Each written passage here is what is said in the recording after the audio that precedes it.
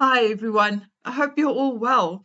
I must say that I am much better today. At least I do not feel feverish, my throat and ears are better, but now I have the typical runny nose, and if I take something for that, then it blocks up. But overall, I think I caught it early, and seeing that it's the weekend, I don't have to go out early to take Dragonman to school, so hopefully by Monday it will be all gone. Anyway, guys, thanks to a couple of you donating to my street dogs and house repair fund, I'm going to go and buy tiles for my bedroom tomorrow. Remember, I ripped the carpet out because it was so stinky. Well, what does that mean to you and to the channel? It means that if I can find someone reliable to come do the tiling quickly, I should be moved into my bedroom office by the end of next week.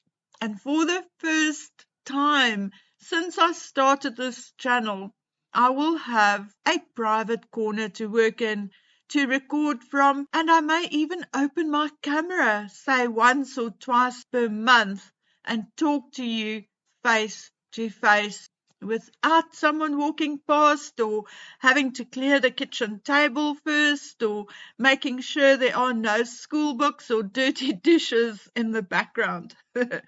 I am really, really so excited. I have worked so hard for this, and here I am still working in my daughter's bedroom. I started to think and feel that life is indeed not fair. So thank you to all of you who tipped my coffee fund this month. It was really much needed and greatly appreciated. Okay, so let's get to the royals, shall we? Look, I am so sick of seeing celebrities like Chrissy Teigen, Kris Jenner, Abigail Spencer, and so forth fawn over flippin' strawberry jam that I decided, okay, people, if you really want strawberry jam, I'll give you some recipes for strawberry jam, and you can have your housekeepers make you your own. How's that? Now, I told you numerous times that I'm no cook. I don't like cooking, and I'm not a great eater either. So if I have to make anything, I always choose the easiest way to do it. So here is an easy recipe for strawberry jam. 4 cups of chopped strawberries, 2 cups of sugar, a quarter cup freshly squeezed lemon juice, and 1 vanilla pod. Put all the ingredients in one large pot or saucepan and bring to boil over medium heat. Stir constantly to dissolve the sugar. The stirring is important because otherwise you have this black sticky mess at the bottom of your pot. So stir away. Boil the mixture until it thickens and gels. It should take about 15 to 20 minutes. To test the jam, all you need to do is let a spoonful cool off on a small plate. And if it's not sticky enough once cooled down, then it needs a little more boiling. Remove the pot from the stove and skim the foam off the top. Once cooled down, but still warm, ladle it into your sterilized jars. Other people have various fancy methods to make sure they fill their jars properly and close it airtight. I don't. I buy those with a pop lid, with a little circle in the middle that you have to pop, okay? And just basically fill the jars to the top and let it cool down under a cloth before I screw the lid on. Easy peasy. And the jam, if not eaten before, then should last a year or more on a shelf, in a cupboard, or in your pantry. There you go. a couple of minutes on and off of your day or of your life, and you can make your own darn strawberry jam. It is really, really not rocket science. There's nothing fancy or fantastic about it. I mean, honestly, and I'm serious, guys, if I can do it, anyone can do it. Some recipes say you have to crush the strawberries. I don't. I cut them in a couple of pieces and that's it. It tastes exactly the same, whether you crush them or whether you just cut or chop them. I think they just boil a little longer if you cut them. I don't know because I have never bothered to find out. Oh, wait. As for labels, you can buy the prettiest labels at the dollar store, or you can print your own. Seriously, folks, Megan's strawberry jam is not one of the world's wonders, and it's likely no different from those you buy at the grocer or your local farmer's market. That is, unless she laced it with something nefarious or illegal. And if you want to go even further than making strawberry jam, you can even plant your own strawberries or find a farmer's market near you. And when strawberries are in season, you will find it by the baskets full at a reasonable price. Not too far from us is a farm which plants strawberries, and when it starts to ripen, you can go there and pick your own. They weigh it and you pay per weight. It is a lovely outing because in the week or so that the picking is actually going on, they usually have a craft market, they have other food there, and it's just one jolly get-together. I've been there once, but before we moved, we were a bit far away. You know, the petrol didn't really always validate the outing. But now that we are closer, it is certainly something I will do again. It's a lovely outing. Anyway, back to the royals and the not-so-royals. I thought that once Dragon Man is back at school and we are in our own home, that I will have a lot more time. But that unfortunately hasn't happened yet. There is always something which needs to be done or which needs attention.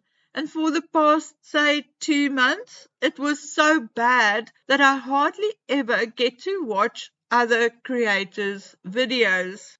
And added to that, I again have 2 cases I'm following, namely the Brian Koberger case and that of the still missing Sebastian Rogers case. So I really and honestly watch maybe Neil Sean's very short 4-minute videos on the throne or in the bath. And over weekends, I may spend 20 to 30 minutes watching Dan Wootton or Lady C or Fox or Sky or whatever. I skip through them and I only listen to the pieces I'm interested in.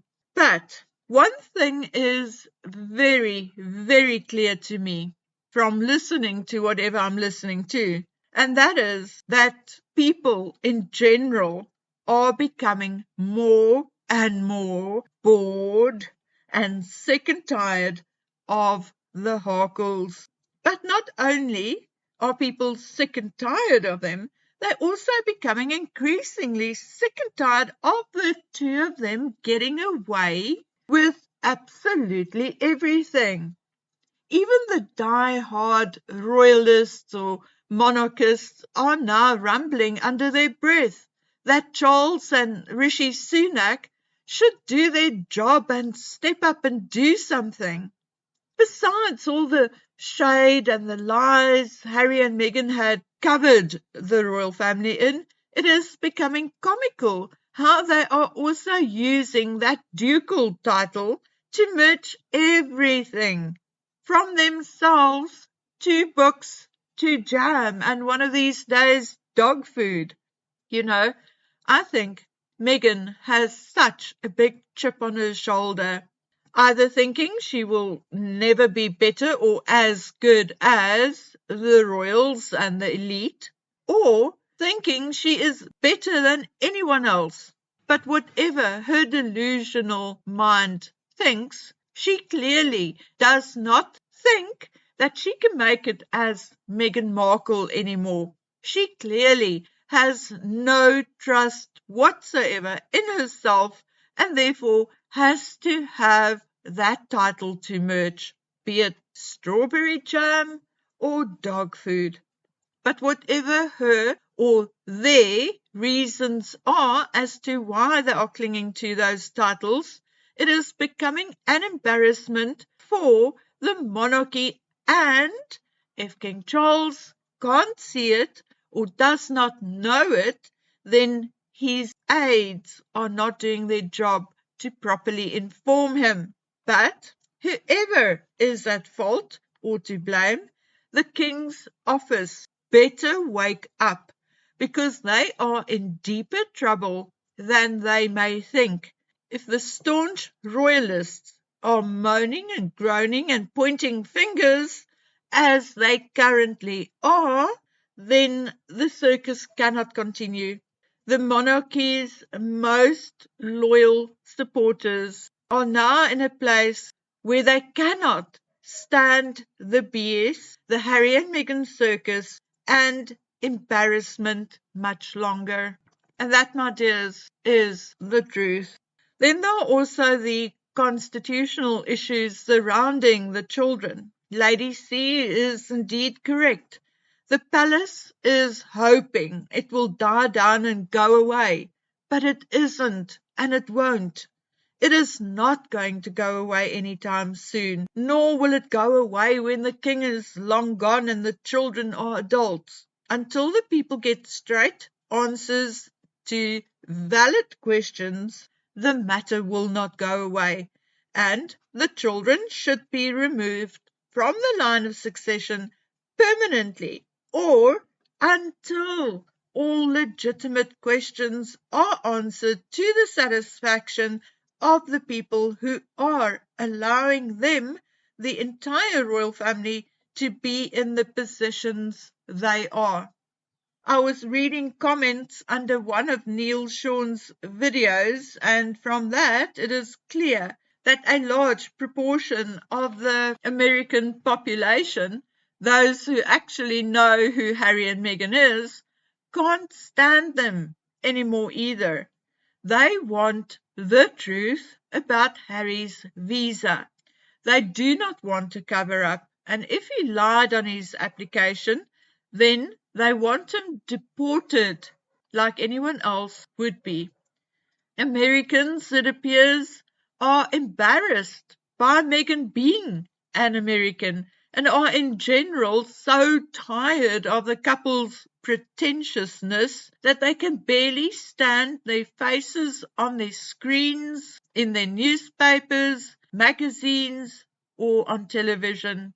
Most who left comments appear to be thoroughly sick of Harry and Meghan.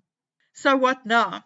I can think of only one thing to do, and that is that everybody should start telling the darn truth. The palace have to release the report on the bullying, release a report on Archie and Lily's birth with all the paperwork and legit signatures attached, and the federal court should release Harry's visa application. Why does everything have to be so cloak and dagger hidden, form grey areas? Why? It shouldn't be. The monarchy is there to serve and protect, to protect the people from a corrupt and unjust government.